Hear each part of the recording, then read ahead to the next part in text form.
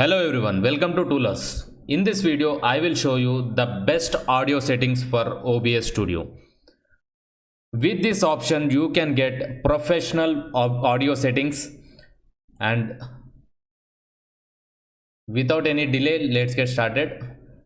First of all, click on this settings tab and go to audio. Here you can see just change your audio settings to the following settings. Copy all these settings and change it to this particular settings. Then after, click on apply and OK. After that, you can go to output. Then after, you can click on audio.